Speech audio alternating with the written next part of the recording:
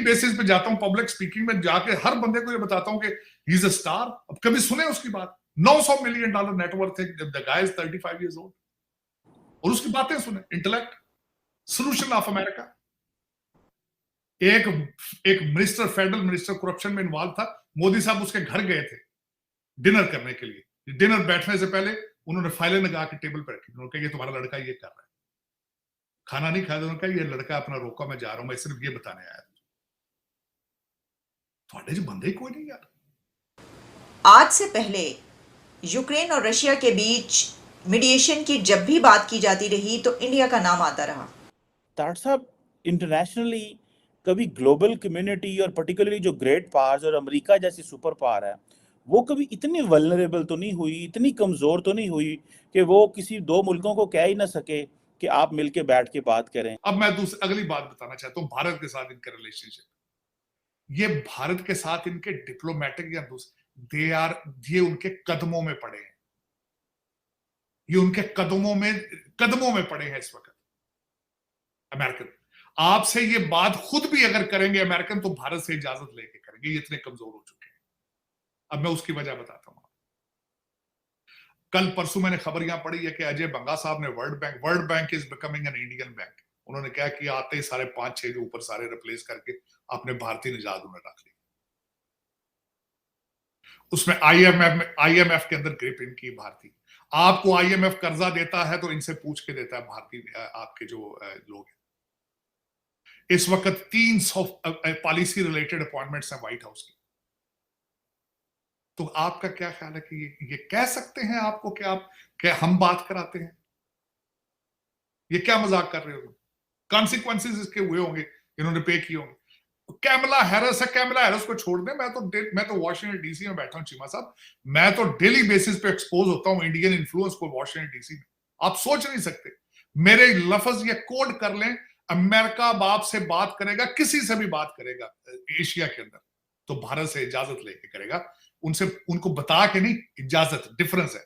किसी को बताना कि मैं बात करने लगा हूं, और किसी से कहना कि can I talk to them. ये सिचुएशन, और इस सर्कमस्टांसेस में आप कहां हैं? आप तो खैर, मैं सबसे बड़ी बात यह है कि आप पाकिस्तान के अंदर ही सीरियस नहीं है, बाहर आपने क्या करना है। उनको सबसे ज्यादा एतराज है कि कश्मीर के अंदर आप पोकिंग करते हैं। हाफिज सईद के साहब के बारे में उनको एतराजात है, पहले तो उनको सेटिस्फाई करें। और दूसरी बात यह है, बात करना आपकी मजबूरी है, भारत की मजबूरी नहीं है। वो आपसे 100 साल आगे जा चुका है। उनका $600 बिलियन उनका नेटवर्थ है इस वक्त, फॉरेन एक्सचेंज है उनका, तो उनको क्या जरूरत है भाई? आज से पहले यूक्रेन और रशिया के बीच मीडिएशन की जब भी बात की जाती रही तो इंडिया का नाम आता रहा।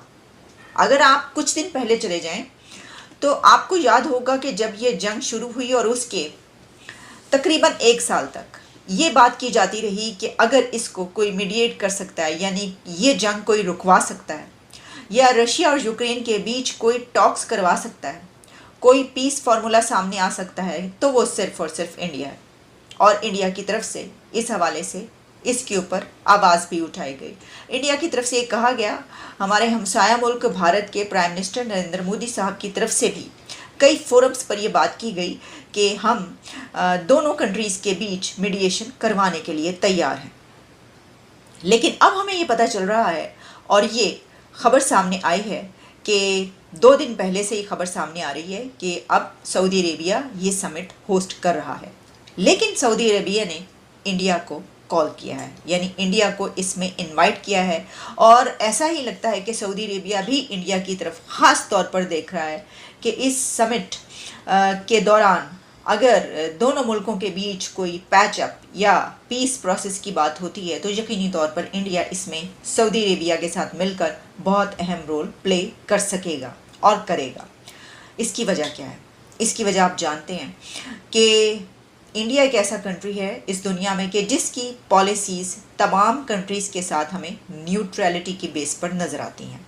अगर आप देखें कि ये जो नॉन अलाइनमेंट की पॉलिसीज़ हैं इंडिया की, इसमें जहाँ एक तरफ वो वेस्ट के साथ खड़ा हुआ नज़र आता है, तो वहीं पर रशिया के इंडिया के साथ जितने पुराने और गहरे रवाबित और ताल्लुकात हैं उस पर तो कोई दो राय नहीं है किसी की भी। तो इस बिना पर यह बात कही जा रही है कि भारत वो मुल्क है कि जो प्रेसिडेंट पुतिन के साथ भी बड़े अच्छे तरीके से बात कर सकता है, तो वहीं यूक्रेन के मामले पर वेस्ट के साथ भी कोई बात करवा सकता है। देखिए, ये तो हमें पता चल जाएगा।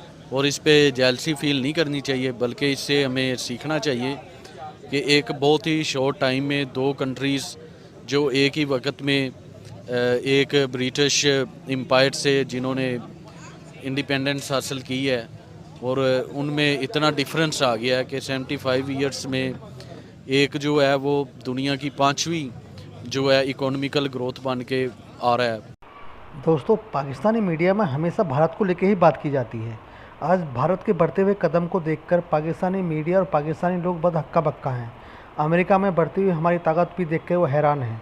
आज सारा संसार ये जान चुका है दोस्तों कि भारत एक सुपर पावर बनने की ओर अग्रसर है। दोस्तों, दुनिया जैसे भारत को पहले चश्मे से देखती थी, अब उनका चश्मा उतर चुका है। अब भारत एक महाशक्ति बनने की ओर अग्रसर है। दुनिया उसकी ओर देख रही है। भारत क्या करता है, हमारे हर कदम पर दुनिया की नज़रें हैं। दोस्तों, हमें गर्व होना चाहिए अपने वैज्ञानिकों पर, अपने सैनिकों पर, अपने किसानों पर, जिन्होंने आज भारत को समुद्र की गहराई से लेकर आसमान की ऊंचाई तक दुनिया में विख्यात कर दिया है। जय हो देश की।